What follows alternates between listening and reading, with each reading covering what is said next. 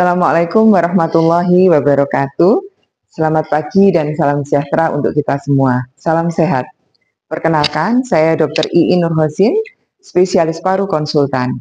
Saya sebagai dosen FKUB, Program Studi Pulmonologi dan Kedokteran Respirasi, saya mengajar sejak tahun 2018. Saya fokus di Divisi Imunologi dan Interstitial Lung Disease. Pada kesempatan ini, saya akan menampilkan video pembelajaran untuk PPDS kami di semester 2. Pada semester 2 ini, berdasarkan RPS yang kami susun, kami akan mengajarkan aspek imunologi pada beberapa penyakit. Di antaranya yang pertama adalah aspek imunopatogenesis, imunodiagnostik, dan imunoterapi pada pasien tuberkulosis paru sensitif obat dan resisten obat. Kemudian aspek imunologi, imunopatogenesis, imunodiagnostik, dan imunoterapi pada pneumonia, baik pneumonia yang didapat di komunitas maupun pneumonia yang didapat di rumah sakit. Kemudian vaksinasi, prinsip-prinsip dari vaksinasi ini juga akan kita ajarkan sebagai upaya preventif untuk mencegah penyakit infeksi. Kemudian kami juga mengajarkan di semester ini aspek imunopatogenesis, imunodiagnostik, dan imunoterapi pada kanker paru. Penilaian yang kami lakukan pada PPDS meliputi beberapa unsur. Yang pertama, kognitif, kemudian yang kedua, case-based method, dan yang ketiga, project-based learning. Penilaian akan kami masukkan ke Google Form sebagai berikut. Capaian pembelajaran yang diharapkan sesuai dengan yang sudah ditetapkan oleh Prodi Pulmonologi dan Kedokteran Respirasi yang kami dasarkan pada kolegium. Metode pada pembelajaran meliputi perkuliahan, tugas ilmiah secara mandiri, bedside teaching, tugas jaga, dan morning report. Diharapkan setelah selesai di semester 2, PPDS akan mampu mengintegrasikan patogenesis, penegakan diagnosis, dan tata laksana berbasiskan imunologi. Pada video kali ini, saya akan menampilkan proses perkuliahan yang interaktif dengan PPDS di semester 2 dan cuplikan pada saat kami melakukan bedside teaching. Semoga bermanfaat.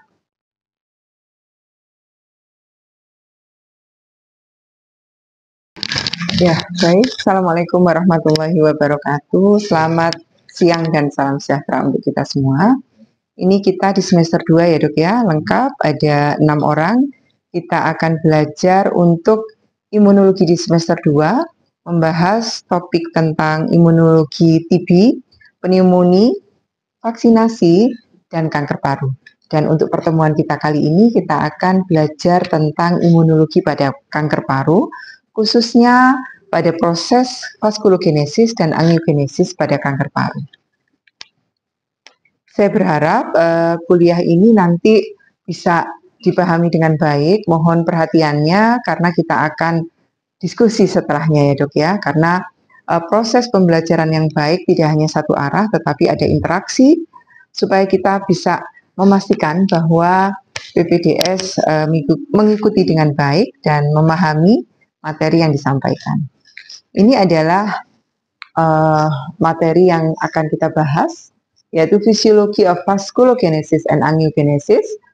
Why is angiogenesis important in cancer? How do angiogenesis blockade work? And do angiogenesis inhibitor have side effect? Ya, baik. Yang berbeda antara kanker dengan tumor jinak itu adalah kemampuannya untuk melakukan perubahan lingkungan sehingga memungkinkan untuk terjadinya angiogenesis dengan cepat sehingga kanker bisa bermetastasis ke tempat yang lain ya. Jadi apa sih kanker? Kanker itu adalah suatu typically start in the cell line, the bronchi and part of the lungs such as the bronchiole or alveoli. Jadi kanker itu kalau kita tahu paru itu ada saluran paru sampai ada pada parenkim paru. Parenkim paru itu terdiri dari alveolus dan bronchiolus respiratorius ya. Jadi sepanjang itu sel-sel yang normal bisa berubah oleh karena proses mutasi yang berulang-ulang menjadi sel ganas ya. Ada dua tipe. yaitu non-small cell lung cancer, itu yang frekuensinya paling banyak, dan yang kedua adalah small cell lung cancer atau kanker paru sel, bukan sel kecil, dan kanker paru sel kecil ya.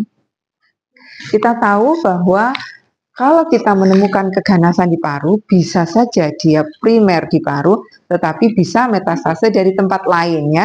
Kalau di ruangan pasti ketemu pasien yang tadinya kanker misalnya kanker usus ya, kemudian ada benjolan-benjolan atau nodul-nodul di paru, itu merupakan suatu metastasi. Nah, kenapa sel yang normal itu berubah menjadi kanker, dan kalau sudah berubah menjadi kanker, dia kemudian bisa berkembang pesat dan melakukan suatu proses metastasis. Jadi ini ada hallmark of cancer ya, yang dikenalkan oleh Hanahan and Weinberg ya. Ada banyak sekali sifat-sifat yang berubah pada sel yang telah menjadi kanker. Salah satunya adalah dia mampu menginduksi proses angiogenesis. Nah, jadi proses angiogenesis ini cukup rumit sebenarnya. Jadi angiogenesis ini normal sih sebenarnya terjadi pada tisu yang mengalami damage atau jaringan tisu yang rusak. Maka untuk memperbaiki harus ada proses angiogenesis, di mana pada tumor, karena dia pertumbuhannya sangat cepat, dia menjadi sel yang banyak mengkonsumsi nutrien, maka harus ada yang menyampaikan nutrisi tersebut ke sel tumor. Oleh karena itu dia melakukan upaya sehingga terjadi proses angiogenesis ini, karena sel tumor membutuhkan makanan yang akan disampaikan oleh pembuluh darah yang diproses pada proses angiogenesis. Seharusnya terjadi balance, proses angiogenik promotor dan inhibitor ini seimbang. Tapi pada kanker ini tidak seimbang. Kanker mempunyai kebutuhan untuk banyak mendapatkan nutrisi, sehingga terjadi angiogenesis, sehingga nutrisi lebih banyak yang akan masuk ke daerah di mana tumor itu berkembang, sehingga dia menjadi lebih besar, lebih besar, lebih besar. Kalau kita bandingkan kebutuhan makanan yang dikonsumsi oleh sel normal dengan yang ganas, itu berbeda sekali. Jadi bisa dikatakan sel kanker itu seperti rakus gitu, makanannya sangat banyak, dia ingin bertumbuh menjadi sangat cepat, oleh karena itu proses angiogenesis ini terjadi. Ini ada beberapa promotor, ini ada inhibitor ya. Sayangnya pada proses ini menjadi tidak seimbang pada kanker. Nah ini ya, jadi normalnya seperti ini. Ada pro-angiogenik faktor yang seimbang dengan anti-angiogenik faktor, di mana VEGF, beta FGF ini seimbang dengan beberapa anti-angiogenik yang kita lihat di sini. Pada kondisi keganasan, VEGF dan FGF-nya ini menjadi jauh lebih banyak, dan karena dia adalah pro-angiogenik faktor, maka proses angiogeniknya menjadi akan berkembang. Mari kita lihat di sini. Ini adalah sel yang bertumbuh ya. Harusnya dia cukup mendapatkan makanan, tetapi tidak cukup bagi dia. Dia ingin tumbuh menjadi lebih cepat dan lebih besar, sehingga dia membutuhkan proses angiogenesis menjadi sarana bagi dia untuk mendapatkan makanan ya. Jadi tumor itu akan berkembang di saat ukurannya di atas 2 mili, dia udah nggak bisa lagi dengan nutrisi yang biasanya diberikan oleh pembuluh darah yang normal. Dia membutuhkan pasokan yang lebih banyak. Oleh karena itu, di atas 2 mm dia akan melakukan angiogenesis dengan lebih cepat ya. Ini contohnya. Jadi ada proses angiogenesis, ini sporting angiogenesis, ini intussusceptive angiogenesis. Jadi kayak ini berkecambah gitu dok, dari yang sudah ada formasinya. Kalau yang ini sudah semakin tidak beraturan ya. Maka bisa dipahami kenapa sel tumor itu disorgan. Dia kan tidak mau diatur ya melalui suatu siklus yang normal ya toh. Dia di sini ada disorganized, kemudian pembuluh darahnya pun akhirnya karena cepet-cepetan dia mengalami twist ya, jadi apa namanya, bulat-bulat gitu ya, apa namanya, saling tumpang tindih dan membentuk suatu anyaman. Dan dia imatur sebenarnya, lebih sedikit supporting cell-nya. Jadi kualitas pembuluh darah yang dihasilkan pada kondisi abnormal ini tidaklah seperti kondisi yang normal. Ya, baik, saya kira kuliah kita pada siang hari ini kita cukupkan. Terima kasih sudah berinteraksi, sudah bertanya ya. Saya jadi memahami bahwa bisa diterima ini materinya. Seperti yang saya sampaikan di depan bahwa saat ini ilmu itu semakin berkembang ya. Jadi banyak sekali obat-obatan yang baru akan masuk ke Indonesia yang itu bekerja lebih spesifik ya. Contohnya pada obat anti VEGF. Saat ini memang belum ada, tetapi itu menjadi pengetahuan bagi kita karena ada pengobatan baru di mana kita harapkan hasilnya lebih bagus.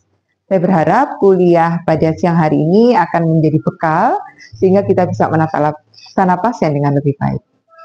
Terima kasih sekali lagi atas perhatiannya, kurang lebihnya mohon maaf. Saya akhiri. Assalamualaikum warahmatullahi wabarakatuh. Selamat siang dan salam sejahtera. Terima kasih.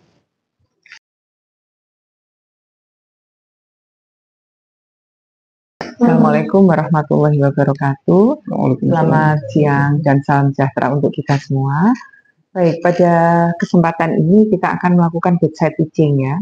Kita akan mempelajari satu kasus dan kasus ini cukup bagus. Kebetulan salah satu PPDS yang bertanggung jawab untuk kasus ini adalah Dr. Dimas ya, yang ada di grup ini. Sebelum bedside teaching kita akan mempelajari dulu kasusnya, kemudian kita rencanakan kita mau melakukan pemeriksaan dan hal-hal apa saja pada saat nanti kita ke pasien. Kemudian setelahnya kita diskusi kembali, gitu ya. Jadi pasien ini adalah laki-laki yang masih muda, 21 tahun, suku Jawa, dan tinggal di Malang. Dengan keluhan utama pasien datang dengan kondisi sesak. Kemudian didiagnosis sebagai awalnya dok ya, pasien ini diduga lung cancer, DD tumor mediastinum ya. Kemudian ada VCSS, efusi pleura bilateral, ada atelektasis paru kanan, cancer pain dengan fase 3, ada paraneoplastic syndrome yang ditunjukkan adanya leukositosis.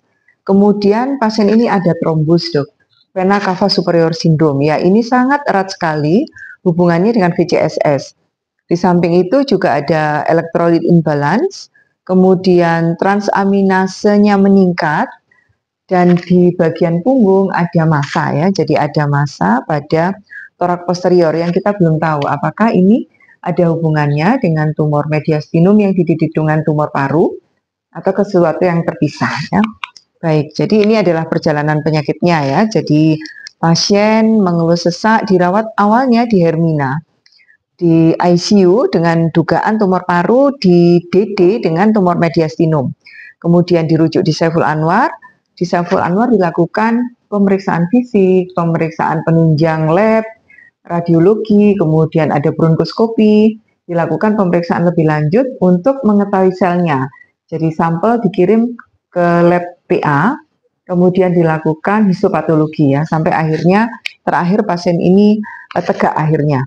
Jadi ada beberapa kondisi fisik nanti kita langsung periksa di ruangan. Kemudian ini ada penyulit efusi pleura, ada sindroma vena cava superior ya. Pemeriksaan penunjang cukup lengkap dok, jadi ini foto ronsennya kita bisa lihat. Kira-kira kalau gambaran seperti ini pasti nanti pada pemeriksaan fisik akan ada temuan yang tidak normal ya, nanti kita buktikan.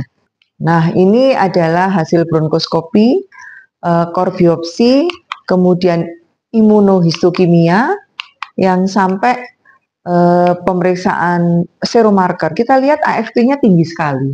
LDH-nya tinggi, beta-HC tinggi. Sebenarnya ini khas untuk tumor mediastinum ya dok ya.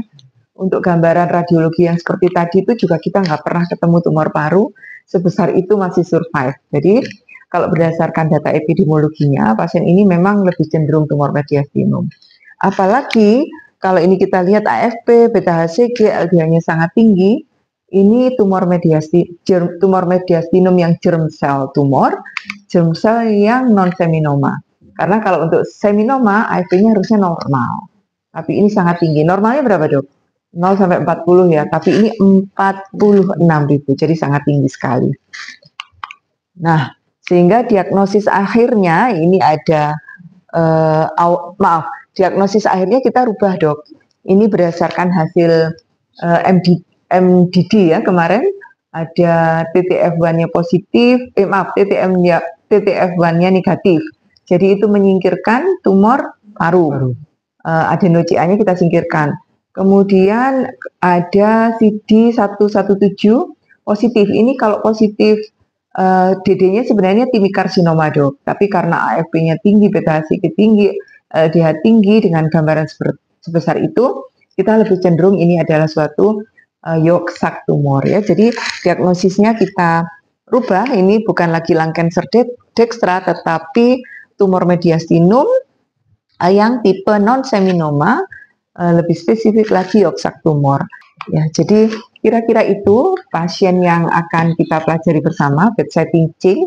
Nanti saya akan menunjukkan pemeriksaan yang perlu untuk diperhatikan ya. Jadi nanti salah satu dari PPDS akan memeriksa, saya dampingi, saya akan koreksi apabila ada beberapa yang masih belum sempurna. Kemudian setelah itu kita kembali ke sini. Apa bisa dipahami? Fokus kita saat ini adalah untuk penegakan diagnosis ya, Dok ya. Keruangan penegakan diagnosis dengan mempertajam sensitivitas dari pemeriksaan fisik. Kalau untuk pemeriksaan penunjang yang lainnya, saya kira nanti kita bisa diskusikan setelah itu. Baik, apakah ada pertanyaan? Cukup. Baik ya, kalau gitu sekarang kita ke ruangan untuk sama-sama. Saya ingatkan kita KIE dulu kepada pasien dan keluarga pasien. Kemudian cuci tangan sebelum melakukan pemeriksaan dan sesudah melakukan pemeriksaan. Dan sekali lagi saya mengingatkan untuk pemeriksaan fisik pasien harus ditanya dulu apakah nyeri ya, karena ini ada fase 3. Kalau memang tidak nyeri kita bisa lakukan semua pemeriksaan, tetapi kalau nyeri mungkin kita hanya melakukan pemeriksaan yang lebih tidak menimbulkan nyeri ya, seperti inspeksi dan auskultasi. Begitu? Baik, kita ke ruangan sekarang ya.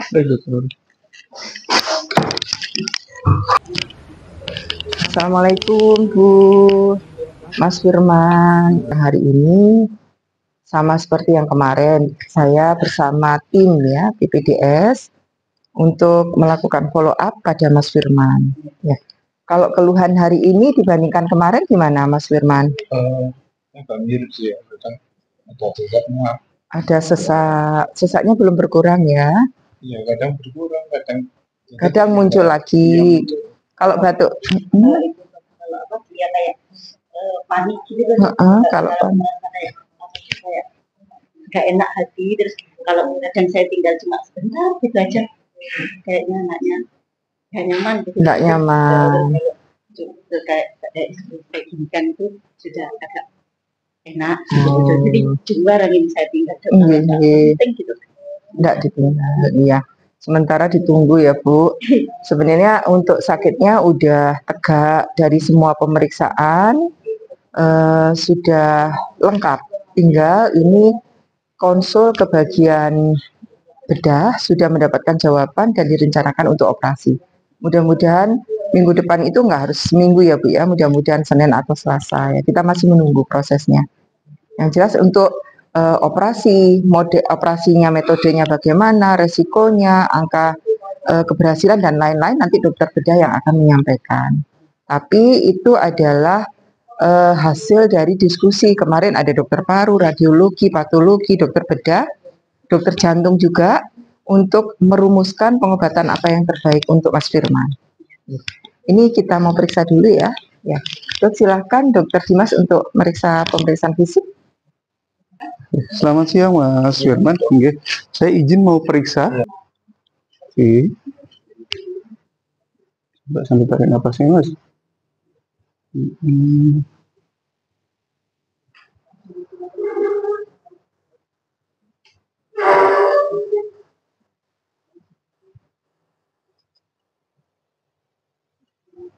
Yang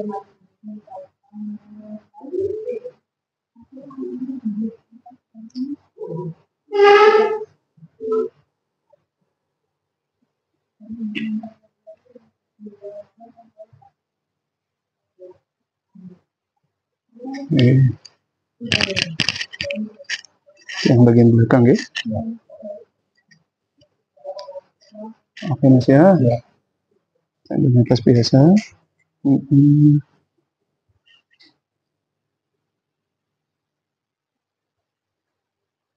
Lebih ke perifer ya, kalau dia kakinya lebih ke perifer.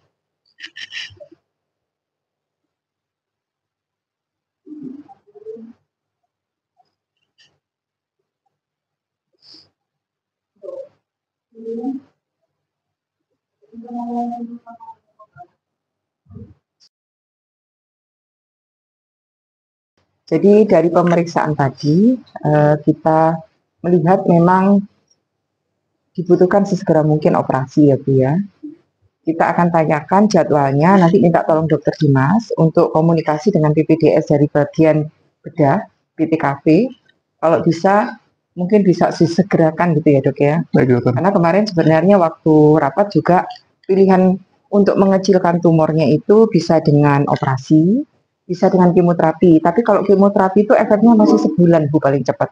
Kalau operasi begitu dibuka dikecilkan, ya kompresi atau tekanan terhadap pembuluh darah ke bawah ke perut, kepada paru-paru untuk supaya lebih terbebas, pernafasannya menjadi lebih baik. Kadang aja anaknya kayak gini dok, agak lama sedikit aja sudah capek gitu gampang. Iya. Untuk tidurnya juga posisinya harus disesuaikan ya Bu, yang paling nyaman.